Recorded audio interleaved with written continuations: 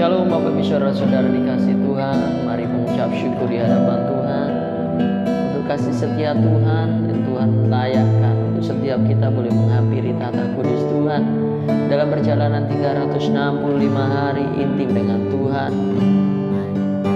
di hari yang ke-105.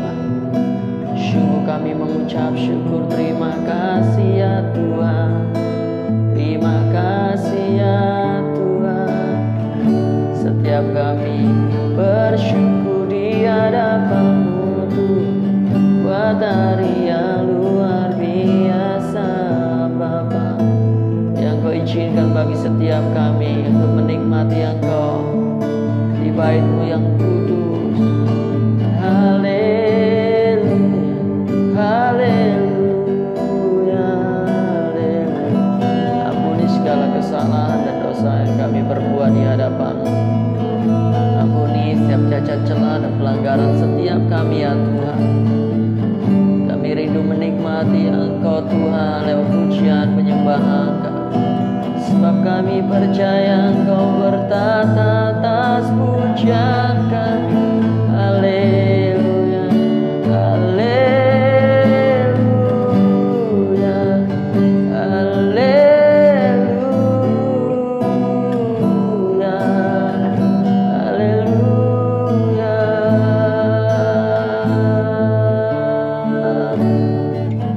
Ku yakin Kau hadir di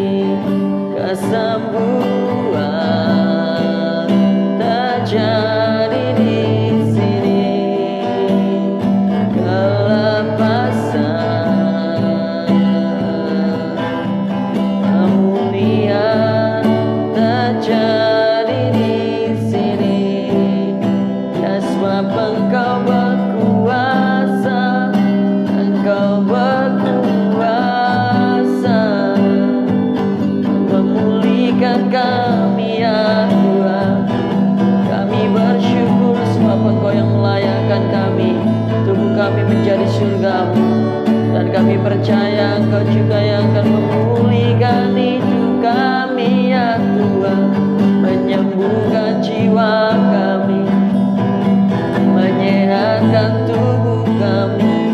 Haleluya, berkuasalah ya Rohku, bertatalah ya Roh Kudus. Haleluya, haleluya, haleluya, haleluya, haleluya, haleluya. Berdaulat atas setiap kami ya Roh Kudus, mengalirlah lawat setiap kami ya Tuhan, lawat setiap kami umat-Mu. Engkau Tuhan yang berdaulat atas setiap kami. Terjadi kehendak-Mu yang baik, setiap rancangan-Mu yang mulia, karya-Mu yang agung, terjadilah atas kami. Ya, kami tahu Kau berkuasa Tuhan, membuka pintu-pintu yang membawa kami semakin karib dengan Engkau, semakin mengenal Engkau. Terima kasih ya Tuhan. Haleluya, haleluya. Engkau yang tahu setiap kami memerlukan-Mu ya Tuhan. Engkau yang berkuasa berdaulat atas setiap kami. Oh haleluya, haleluya,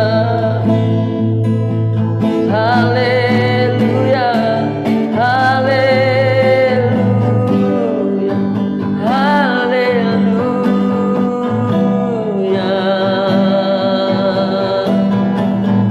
Bertatalah ya Rohku, berdaulatlah ya Tuhan.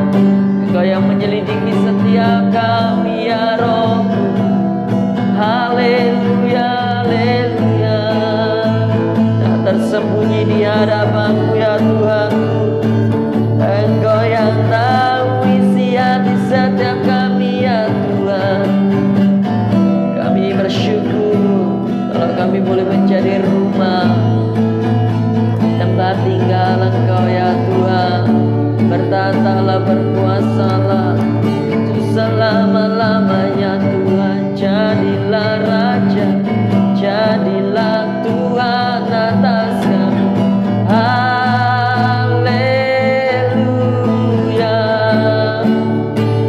haleluya,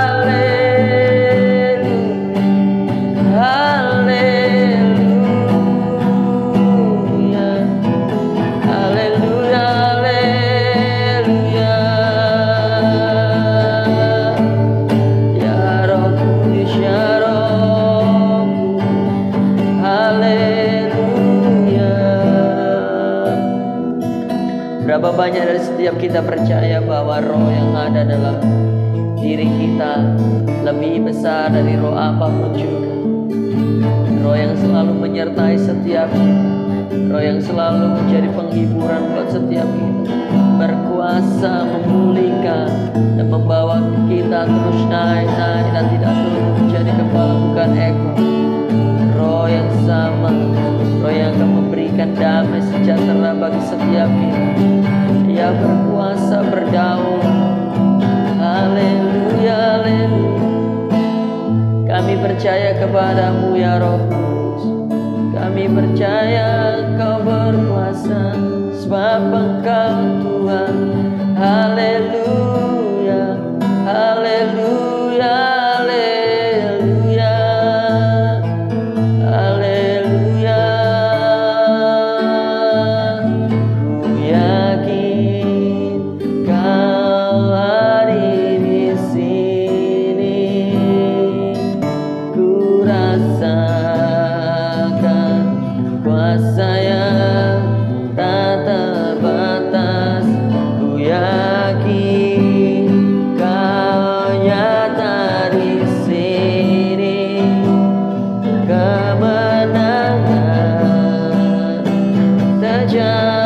di sini. Ku yakin Kau hadir di sini. Ku rasakan kuasa yang tak terbatas.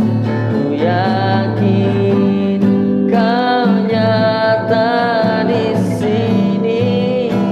Kemenangan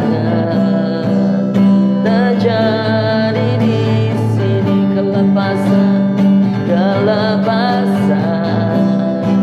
terjadi di sini. Kesembuhan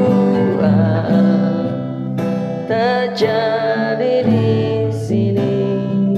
Ya, kami mengucap syukur ya Tuhan. Kami bersyukur ya Tuhan. Biar setiap kami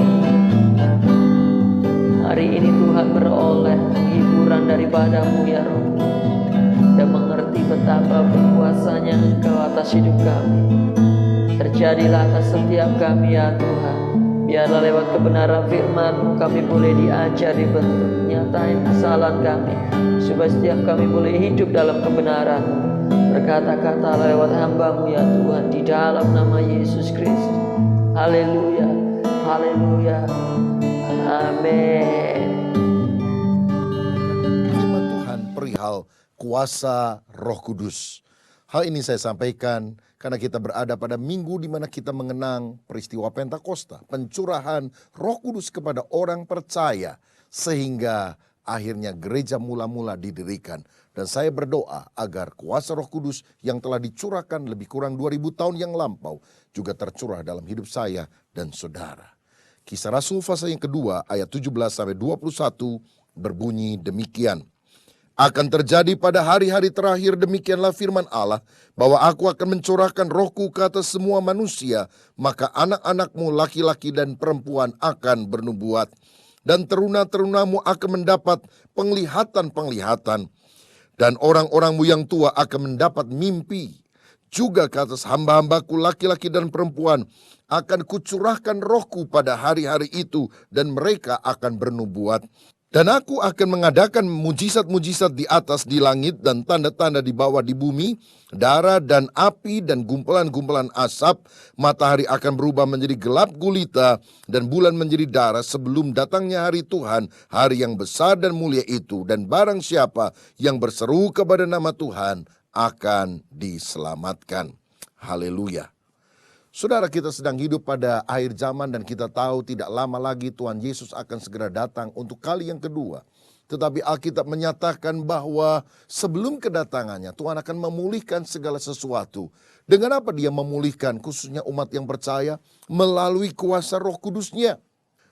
Roh Kudus sudah dicurahkan secara dahsyat pada hari Pentakosta. Dan itulah yang disebut dengan istilah hujan awal. Tetapi itu akan mencapai klimaksnya pada akhir zaman ini. Dan itu yang diistilahkan dengan hujan akhir. Dan kalau Roh Kudus dicurahkan kepada semua orang percaya, maka orang-orang percaya akan diberi kuasa. Kisah 1 ayat 8 berkata, tetapi kamu akan menerima kuasa kalau Roh Kudus turun ke atas kamu. Nah, kuasa apa yang kita akan miliki kalau kita penuh dengan Roh Kudus? Yang pertama adalah kuasa kasih. Dalam Roma 5 ayat yang kelima, firman Tuhan berkata demikian. Roma 5 ayat 5, karena kasih Allah telah dicurahkan di dalam hati kita oleh Roh Kudus yang telah dikaruniakan kepada kita. Tahukah saudara, pada waktu Roh Kudus menjamah hati kita, maka segala kepahitan, dendam, kebencian itu sirna. Karena Roh Kudus itulah yang membawa kasih Allah di dalam hidup kita. Kasih yang Tuhan berikan adalah kasih agape. Kasih yang selalu memberi, tidak pernah menuntut. Kasih yang tanpa pamrih. Saudara ingat pada waktu Yesus dibaptis, maka Roh Kudus turun ke atas Dia seperti burung merpati. Kenapa burung merpati yang merupakan lambang daripada Roh Kudus? Karena ternyata menurut ahli zoologi, burung merpati itu adalah burung yang tidak punya empedu, yaitu racun hati yang pahit. Ini menunjukkan kalau Roh Kudus menguasai diri seseorang, tidak ada kepahitan hati dalam dirinya. Karena dia selalu rela mengampuni, rela berdamai. Karena ada kasih Kristus yang mengalir di dalam dirinya. Yesus pernah ditanya oleh muridnya, berapa kali kami harus mengampuni orang yang bersalah kepada kami? Yesus berkata, 70 kali 7 kali. Itu artinya seterusnya, selama-lamanya. Kalau secara hurufiah 70 kali 7 itu sama dengan 490 kali. Kalau saudaramu setiap hari salah 490 kali kepadamu, kamu tetap harus mengampuni dia. Bagaimana mungkin hal ini terjadi? Kita biasanya hanya punya kapasitas untuk memberi maaf maksimal 3 kali. Kurang ajar ya, kamu sudah 2 kali mengecewakan saya. Awas, sekali lagi tidak ada maaf bagimu. Langit dan bumi akan berlalu, tapi jengkelku kepadamu tidak akan berlalu. Itu kan manusia. Tapi kalau Roh Kudus menguasai hidup kita, kasih Allah itu akan memampukan kita untuk mengampuni orang lain. Saya pernah mendengar kisah seorang misionaris dari luar negeri yang tinggal sekian tahun di Pulau Madura dan mulai memberitakan kabar baik kepada orang-orang di sana. Tapi banyak orang yang tidak suka. Satu kali sekerombolan pencuri masuk tengah malam ke rumah mereka, mengambil barang-barangnya dan memperkosa istri daripada si misionaris ini. Dan tentu itu menghancurkan kehidupannya. Tetapi mereka tetap bertahan tinggal di sana, minta dipulihkan oleh Tuhan. Apa yang terjadi? Beberapa waktu kemudian, ada beberapa orang mulai diselamatkan. Dan kemudian salah satu berkata, maafkan saya Pak, saya adalah salah satu orang pencuri yang malam-malam itu datang dan mengambil barang-barang Anda sekian tahun yang lampau dan memperkosa istri Anda. Wah, tentu ada kebencian, kejengkelan, kemarahan yang luar biasa di dalam hati misionaris dan istrinya. Tapi setelah mereka bergumul di dalam doa, mereka bisa mengampuni. Dan mereka bisa berkata, Bapa ampunilah karena mereka tidak tahu apa yang mereka perbuat. Dan orang-orang yang sudah melakukan kejahatan ini tetap dilayani dengan Injil kasih karunia Kristus. Sehingga akhirnya mereka semuanya menjadi orang yang bertumbuh di dalam Kristus dan bisa memberitakan kabar baik kepada orang lain. Jika itu yang terjadi dalam diri kita, apakah mungkin kita melakukannya? Mustahil. Kecuali kalau Roh Kudus mengurapi kita, sehingga urapan kasih itu mengalir kepada orang yang ada di sekitar kita. Roh Kudus memberikan kuasa kasih. Yang kedua, Roh Kudus memberikan kuasa doa. Dalam Roma pasal yang ke-8 ayat 26 dan 27 firman berkata, demikian juga Roh membantu kita dalam kelemahan kita sebab kita tidak tahu bagaimana sebenarnya harus berdoa. Tetapi Roh sendiri berdoa untuk kita kepada Allah dengan keluhan-keluhan yang tidak terucapkan. Dan Allah yang menyelidiki hati nurani mengetahui maksud Roh itu, yaitu bahwa ia sesuai dengan kehendak Allah berdoa untuk orang-orang kudus. Saudara, kita tahu bahwa doa itu berkuasa. Tetapi masalahnya kita seringkali malas berdoa. Nah karenanya Roh Kudus memberikan kemampuan kepada kita, menolong kita supaya kita bisa berdoa. Dia menyalakan api gairah kita kepada Tuhan sehingga kita mulai rindu mencari hadirat-Nya.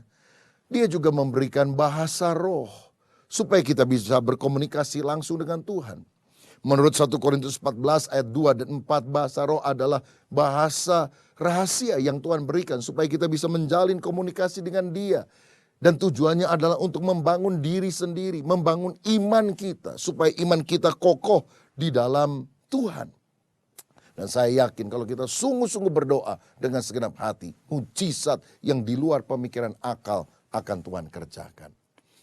Saudara, kami punya sebuah gereja mitra di Pantai Pangandaran di Jawa Barat. Nah, sekian puluh tahun yang lampau ketika gereja itu mulai didirikan, maka itu berada di satu bidang tanah persis di belakang rumahnya orang sehingga setiap kali jemaat mau masuk, mereka harus masuk lewat pekarangannya yang cukup luas. Tetapi lama-lama orang ini tidak suka akan kondisi itu. Sehingga kadang-kadang dia tutup pintunya, walaupun ada pagar. Lalu orang-orang mesti permisi, tapi orang itu pasang wajah cemberut. Dan kalau kebaktian dimulai, dia setel lagu dangdut sekeras-kerasnya dan loudspeakernya diarahkan ke gereja. Akhirnya setelah berunding, hamba Tuhan di sana kita dorong untuk membeli saja sebidang tanah supaya bisa dibuat jalan. Tapi orang itu tidak mau menjualnya. Dan akhirnya setelah berkali-kali ditawar, dia kasih harga mahal sekali, mungkin 10 kali lipat dari harga wajar, karena memang tidak niat untuk menjual. Tetapi jemaat kemudian dengan tekun mendoakan hal ini. Apa yang terjadi? Satu malam istri dari sang pemilik tanah itu mimpi dikejar-kejar kakek jubah putih, jenggot panjang. Dia cekik leher daripada istri si pemilik tanah ini dan berkata, jual itu. Kalau tidak dijual, kamu akan celaka. Kaget dia malam itu, saudara, langsung bangunkan suaminya. Pap, jual pap. Suaminya bingung, jualan apa malam-malam. Lalu dia ceritakan mimpinya. Dan kami pun akhirnya mengetahui kisah itu dari si pemilik tanah yang bercerita. Dan kemudian datang kepada hamba Tuhan dan berkata, Pak, tolong belilah tanah saya. Loh, hamba Tuhan jadi heran. Selama ini orang itu tidak mau jual, sekarang desak-desak untuk pendeta membeli tanahnya. Dan setelah akhirnya ditawar-tawar, harganya menjadi harga normal, bahkan lebih rendah daripada harga pasaran. Sekarang tanahnya sudah dibeli dan saudara, bukan hanya orang bisa lewat, mobil pun bisa lewat di sana. Bukankah Allah yang kita sembah itu adalah Allah yang luar biasa? Bahwa apa yang merupakan kesulitan, tantangan kita, selalu ada jalan keluar. Dan jalan keluarnya kadang tidak masuk akal. Karena kita percaya kalau Roh Kudus bekerja, Dia akan memberikan bukan hanya kuasa kasih, tapi juga kuasa doa. Nah pemirsa sekalian, kini kita akan melihat teladan kehidupan jemaat mula-mula yang dikuasai oleh Roh Kudus, sehingga mereka dimampukan untuk melakukan perkara-perkara yang luar biasa. Ada 4M yang dialami oleh jemaat mula-mula ketika mereka penuh dengan Roh Kudus, sebagaimana yang tercatat dalam Kisah Rasul pasal 2 ayat 41 sampai 45 yang berbunyi demikian. Kisah 2 ayat 41, orang-orang yang menerima perkataannya itu memberi diri dibaptis, dan pada hari itu jumlah mereka bertambah kira-kira 3.000 jiwa. Mereka bertekun dalam pengajaran rasul-rasul dan dalam persekutuan, dan mereka selalu berkumpul untuk memecahkan roti dan berdoa. Maka ketakutanlah mereka semua, sedang rasul-rasul itu mengadakan banyak mujizat dan tanda. Dan semua orang yang telah menjadi percaya tetap bersatu, dan segala kepunyaan mereka adalah kepunyaan bersama. Dan selalu ada dari mereka yang menjual harta miliknya, lalu membagi-bagikannya kepada semua orang sesuai dengan keperluan masing-masing. Haleluya. Yang pertama kita melihat ketika Roh Kudus menguasai jemaat mula-mula, mereka bisa memenangkan jiwa. Alkitab berkata 3.000 orang bertobat dan dibaptis karena karya Roh Kudus yang bekerja melalui orang-orang percaya. Saudara, kita tahu bahwa kita tidak bisa mentobatkan orang. Kita hanya bisa menabur benih Injil, benih firman. Siapa yang menumbuhkan? Roh Kudus.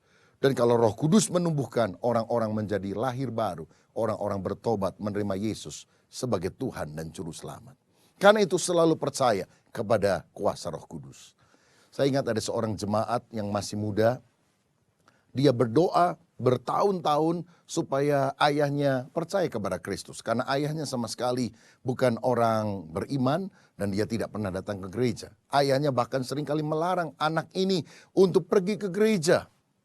Tapi satu kali saudara sekalian, ayahnya kena serangan jantung mendadak dan harus masuk ICU. Dan secara manusia agak sulit untuk dia mengalami kesembuhan.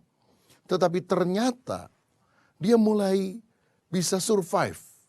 Dan pada waktu dia mulai siuman, dia minta anaknya itu panggil pendeta untuk mendoakan dia. Anaknya tentu kaget. Lalu dia bertanya, kenapa papa? Saya ini kok sepertinya waktu sudah dibawa ke ICU, saya seperti terbang. Dan kemudian papa bisa melihat tubuh papa ada di ranjang rumah sakit ini. Wah, papa jadi takut sekali. Karena rasanya melihat satu tempat yang hitam dan akan membinasakan.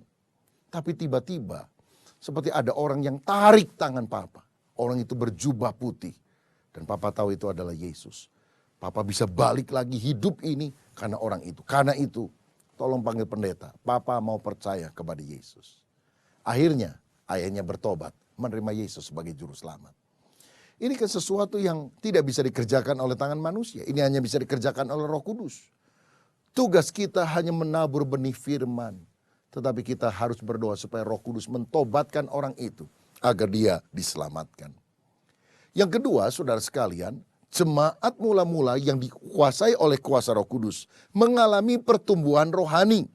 Sehingga mereka menurut ayat 42 bertekun dalam pengajaran rasul-rasul, dalam persekutuan, dalam perjamuan kudus, dan juga di dalam doa. 4 hal ini merupakan pilar ketika orang mau bertumbuh secara rohani. Ada banyak orang sudah menjadi Kristen, tapi tidak pernah mengalami pertumbuhan iman. Imannya mandek. Karena apa? Dia tidak hidup dekat dengan Roh Kudus. Tapi kalau kita hidup bergantung kepada Roh Kudus, ciri yang pertama, kita bertekun dalam pengajaran rasul-rasul. Kita senang membaca firman, kita senang mendalami firman. Bukan hanya melalui khotbah minggu yang biasanya firmannya disampaikan secara general atau umum. Tetapi melalui studi Alkitab, pendalaman Alkitab, kita mulai mengenal kebenaran itu lebih dalam. Dan ini hanya dihasilkan oleh persekutuan dengan Roh Kudus. Yang kedua, kita akan makin dalam persekutuan dengan saudara-saudara seiman. Ada berapa banyak orang yang sudah dibaptis, sudah percaya Yesus, tapi ternyata kemudian hari dia malas-malasan, jarang ke gereja, jarang bersekutu, karena Roh Kudus tidak diizinkan berkarya dalam hidupnya. Tapi kalau Roh Kudus menguasai hidup kita, kita jadi rajin ibadah. Bahkan kadang-kadang ada perasaan kalau bisa minggu itu setiap hari lah, supaya saya bisa ketemu dengan saudara-saudara seiman, menyanyi memuji Tuhan, mendengarkan firman Tuhan, dan saling menguatkan satu dengan yang lain. Dan persekutuan bukan hanya di dalam gereja di hari Minggu. Kita juga terlibat di dalam kelompok-kelompok kecil, kelompok-kelompok sel yang biasa diadakan di rumah-rumah, di mana kita bisa saling berbagi pengalaman, kesaksian, dan saling meneguhkan. Orang yang dikuasai Roh Kudus juga akan bertekun di dalam perjamuan suci. Karena perjamuan suci mengingatkan kita akan pengorbanan Yesus, di mana darahnya telah dicurahkan, tubuhnya telah dipecahkan untuk keselamatan saya dan saudara.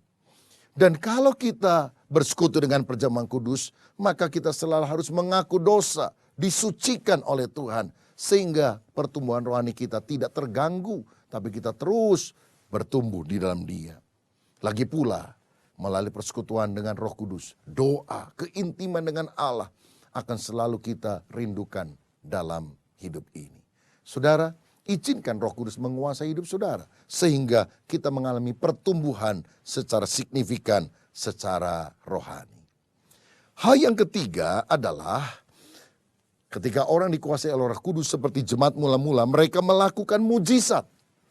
Ayat 43 tadi mengatakan banyak tanda-tanda ajaib dan mujizat heran Tuhan lakukan melalui hidup orang-orang percaya. Bagaimana mungkin Petrus yang hanyalah nelayan sederhana bisa berjalan dan bayangannya kena orang sakit sembuh. Dia berjalan bersama dengan Yohanes di pintu gerbang bait Allah dan melihat ada orang meminta-minta. Dan dia bilang dengan lantang, emas dan perak aku tidak punya. Tapi apa yang aku punya aku akan berikan kepadamu. Dalam nama Yesus orang Nazaret itu bangkit dan berjalanlah. Dan orang itu langsung bangkit berjalan. Mengalami pemulihan yang luar biasa. Ini bukan pekerjaan manusia. Tentu ini adalah pekerjaan Roh Kudus. Bahkan dalam Matius 16 ayat 17 dan 18, Yesus pernah memberikan janji bahwa tanda-tanda ini akan menyertai orang percaya. Orang percaya akan mengusir setan dalam namaku. Orang percaya akan meletakkan tangannya pada orang-orang sakit. Dan orang sakit itu akan sembuh. Jadi tanda-tanda ajaib Tuhan janjikan akan menyertai pelayanan orang percaya. Sebagai orang percaya kita harus melayani Tuhan. Dan ketika kita melayani dengan sungguh-sungguh, Tuhan yang Maha Kuasa itu akan menyatakan mujizat melalui hidup saya dan hidup saudara. Itu sebabnya saudara, percayalah Tuhan bisa memakai hidupmu untuk melakukan tanda-tanda ajaib. Beberapa waktu yang lampau ketika ibadah sedang berlangsung di gereja kami, ada beberapa usher penyambut tamu yang berbicara kepada staf gembala, Pak, itu di samping gereja, nggak terlalu jauh dari sana, ada minimarket yang seluruh karyawannya kesurupan. Dan mereka minta tolong supaya ada yang mendoakan. Staf gembala bilang, Anda aja yang doakan, Anda juga bisa dipakai Tuhan. Akhirnya beberapa orang pergi ke sana beramai-ramai, lalu mendoakan ini karyawan-karyawan yang kesurupan, saudara-saudara. Dan apa yang terjadi? Setan pergi. Karena setan takut bukan kepada pendeta. Setan takut kepada Yesus yang tinggal di dalam hati orang percaya. Beberapa hari kemudian, pemilik minimarket itu ketemu dengan seorang pengurus dan berkata, "Oh, Bapak dari gereja yang dekat minimarket saya ya?" "Iya, kenapa Bu?" "Wah, terima kasih ya. Itu karyawan saya yang semuanya kesurupan sudah sembuh setelah didoakan. Kapan-kapan saya boleh ya kebaktian di sana?" "Oh tentu, silakan, karena gereja terbuka untuk semua orang untuk datang beribadah." Mengapa dia datang kepada Tuhan? Karena dia melihat tanda dan mujizat. Allah itu bukan hanya pribadi yang bisa menyampaikan kebenaran, tetapi pribadi yang sungguh-sungguh bisa melakukan mujizat bahkan pada masa ini. Itu sebabnya hiduplah bergantung kepada kuasa Roh Kudus. Dan yang keempat, yang terakhir, saudara sekalian, orang yang hidup dikuasai oleh Roh Kudus punya ciri memberi dengan sukacita. Ayat 44 dan 45 tadi berkata, mereka suka memberi apa yang mereka punya untuk menolong orang-orang yang susah sehingga nama Tuhan dipermuliakan. Kenapa ada banyak orang suka memberi hartanya, persembahannya untuk kemuliaan nama Tuhan? Kalau bukan digerakkan oleh Roh Kudus, mana bisa? Karena dasarnya kita adalah orang-orang yang pelit, yang hanya memikirkan diri sendiri. Tetapi kalau Roh Kudus menguasai kehidupan kita, kita mau membagi berkat supaya orang-orang lain pun diberkati. Dan saya sangat yakin ketika orang mulai menabur di ladang Tuhan, berkat yang di luar pemikiran manusia juga akan dilimpahkan kepada kita. Saya teringat sekian tahun yang lampau ada seorang jemaat minta saya datang mendoakan usahanya. Dia punya pabrik pembuatan tas dan tidak maju-maju, bahkan dia mengalami kerugian. Dia berkata, "Pak, saya punya utang 2 miliar lebih, tolong doakan." Maka setelah menyampaikan renungan singkat, saya doakan, saya teguhkan imannya. Beberapa waktu kemudian ada pembangunan gereja di tempat kami. Dan orang ini mengambil formulir janji iman dan menulis, "Saya akan menyumbang 1 miliar rupiah." Saudara, ketika bendara memberitahu saya menjadi kaget dan saya berpikir, bukankah beberapa waktu yang lalu dia minta saya untuk berdoa karena dia punya utang begitu besar. Kenapa kok dia bisa memberikan janji iman yang entah kapan dilunasinya dengan jumlah yang sangat besar? Saya pikir apa mungkin? Tapi saudara tahu, lebih kurang setengah tahun setelah itu bendara berkata, "Pak, janji iman yang 1 miliar dari orang itu sudah lunas." Beberapa saat kemudian saya mulai bertanya kepada dia, "Kenapa Anda bisa melunasi janji iman yang besar itu? Padahal kan Anda pernah minta didoakan karena punya utang." Dan dia cerita mujizat yang Tuhan lakukan dalam hidupnya. Bertahun-tahun dia masukkan tasnya ke berbagai department store, ke berbagai toko yang punya jaringan luas ke seluruh Indonesia. Tidak pernah tembus. Tapi setelah dia menulis janji iman itu, hanya beberapa minggu kemudian, beberapa department store yang besar di Indonesia menghubungi dia, minta sampel contoh tas yang pernah dia kirim sekian waktu yang lampau dan tidak pernah ada jawabannya. Dia minta dikirim ulang. Dan akhirnya mereka pesan. Dan jumlahnya makin lama makin banyak. Sehingga dia sangat diberkati oleh Tuhan. Saya mau katakan, kalau kita memberi dengan tulus, Tuhan akan memberkati kita di luar jangkauan pemikiran kita. Dan itulah karya Roh Kudus yang sanggup memberkati hidup ini. Adakah di antara pemirsa yang rindu agar Roh Kudus juga mengurapi kehidupan kita? Saya percaya kalau Roh Kudus ada dalam diri kita, mujizat demi mujizat akan terjadi. Pertobatan akan dinyatakan, pertumbuhan rohani akan kita alami. Bahkan kita dimampukan menjadi alat Allah untuk memberkati banyak orang. Dan ketika kita menjadi saluran berkat, berkat dari sumbernya tidak akan pernah berhenti mengalir dalam kehidupan kita.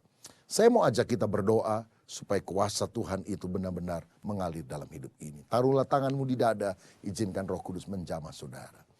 Tuhan Yesus, kami telah mendengar firman-Mu. Kami tidak hanya ingin menjadi orang Kristen kebanyakan, Kristen tanpa pertobatan. Tapi kami mau sungguh-sungguh mengalami urapan dan kuasa Roh Kudus. Sehingga hidup kami dibaharui. Kami mengalami kuasa kasih. Kami mengalami kuasa doa. Kami mengalami kuasa Allah yang sanggup membuat mujizat yang tidak pernah kami pikirkan dengan akal kami.